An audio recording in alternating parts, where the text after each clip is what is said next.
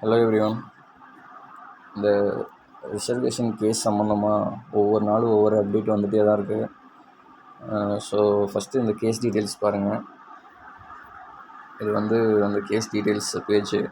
இது ஒரு petition prayer. என்ன சொல்கிறாங்கன்னா, டிஎன்எஸ்ஆர்பி போர்டு 29/1 அன்றைக்கி பப்ளிஷ் பண்ண ரிசல்ட் அன்கான்ஸ்டியூஷனல்.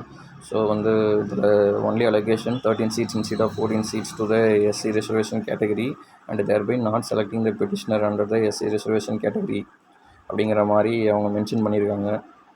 ஸோ இது 21/6/21 ரிசல்ட் ஜட்ஜ்மெண்ட் வரப்போகுது. ஸோ அன்றைக்கி தான் தெரியும் என்ன சொல்ல போகிறாங்கன்ட்டு. மேபி அது அந்த ஜிடியில் அவங்க ரிசர்வேஷன் கொடுக்காதது தப்பு தான் நினைக்கிறேன். மேபி ரிசல்ட் அவங்களுக்கு ஃபேவராக தான் வரும். இது பாருங்கள், இதில் பிரின்சிபல் செக்ரட்டரி யூஎஸ்ஆர்பி போர்டுக்கு ஒரு மெமோ அமைச்சிருக்காங்க. இதில் என்ன சொல்கிறாங்கன்னா, ஹைகோர்ட் சொல்கிற வரைக்கும் வெயிட் பண்ணுங்கள், அதுக்கப்புறம் அவங்க என்ன சொல்கிறான்னு கேட்டுட்டு ரிசல்ட் ரீபப்ளிஷ் பண்ணுங்கள் அப்படின்ற மாதிரி அவங்க சொல்கிறாங்க. ஸோ அதனால தான் நம்மளுக்கு பிசி ரிசல்ட்டும் ஸ்லோ ஆகுது. அடுத்து பாருங்கள், இதில் ஃபேக்ஸ் மெசேஜ் ஒன்று அமைச்சிருக்காங்க. இது ஆக்சுவலி எதுக்கு அமைச்சாங்கன்றது சரியாக தெரியல. உங்களுக்கு தெரிஞ்சால் கமெண்ட் பண்ணுங்கள். இதில் என்ன சொல்கிறாங்கன்னா, டிஎன்பிக்கு இன்டர்வியூ கண்டக்ட் பண்ணுறதுக்கு ஒரு பேனல் மெம்பர்ஸை செலக்ட் பண்ணுற மாதிரி அவங்க செலக்ட் பண்ணியிருக்காங்க. அது இன்டர்வியூ போஸ்ட்போன் பண்ணது ஃபேக்ஸ் மெசேஜ் அமைச்சிருக்காங்க.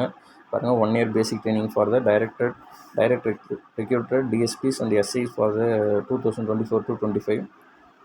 இதில் பேனல் மெம்பர்ஸு இதை போஸ்ட்போன் பண்ணியிருக்காங்க 24 to 26 மாதிரி. ஸோ இதெல்லாம் வச்சு பார்க்கும்போது என்ன ஆகுது போகுதுன்னா,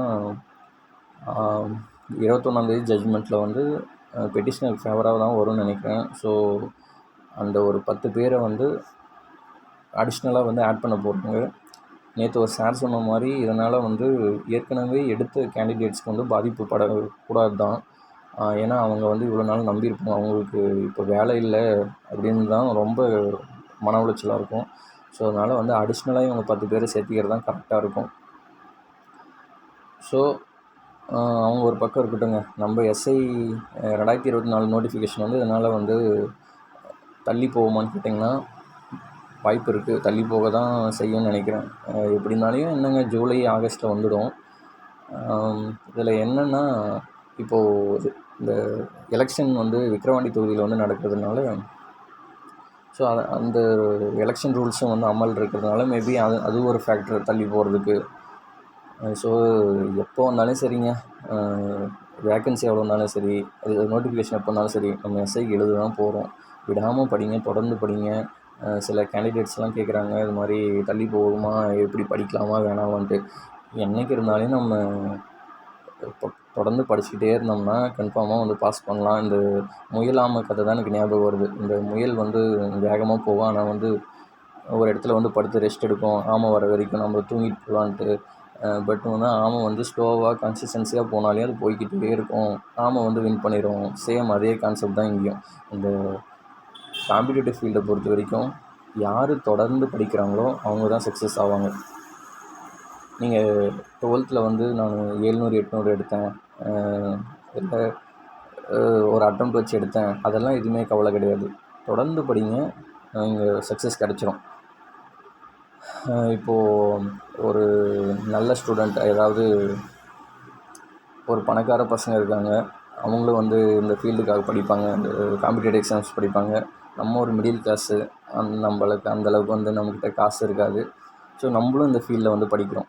ஸோ அவங்களுக்கு அது ஒரு சாய்ஸ். அவங்களுக்கு இது கிடைச்சா ஓகே, கிடைக்கலனாலையும் வேறு ஏதாவது ஒரு ஆப்ஷன் இருக்கும். ஆனால் நம்மளுக்கு அப்படி இல்லை. இதுதான் நம்மளோட வாழ்க்கையே. நம்ம ஒருத்தர் உள்ளே போனால் தான் நம்ம ஃபேமிலியை மேலோக முடியும், நம்ம பசங்களையும் நல்லா வளர்த்த முடியும். ஸோ நம்மளுக்கு இது கிடைச்சே ஆகணும் அப்படிங்கிற ஒரு நீடு.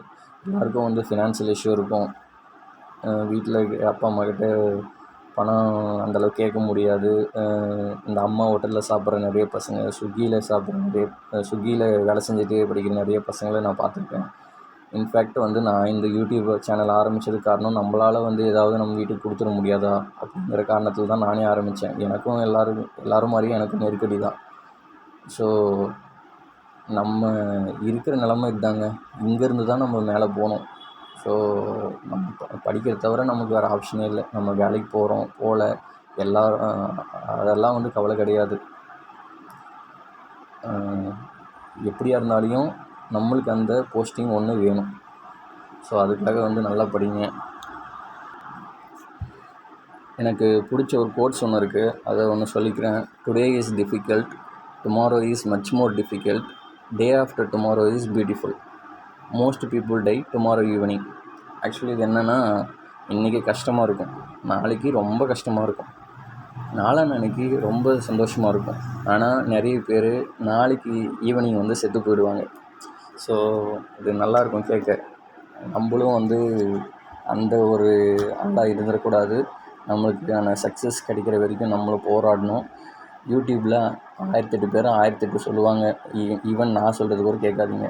உங்கள் மனசில் என்ன தோணுதோ செய்யுங்க, நல்லா படிங்க. கண்டிப்பாக நம்மளுக்கு சக்ஸஸ் கிடைக்கிற வரைக்கும் நம்ம படித்து தான் ஆகணும். ஸோ ஆல் தி பெஸ்ட், நல்லா படிங்க. தேங்க்யூ.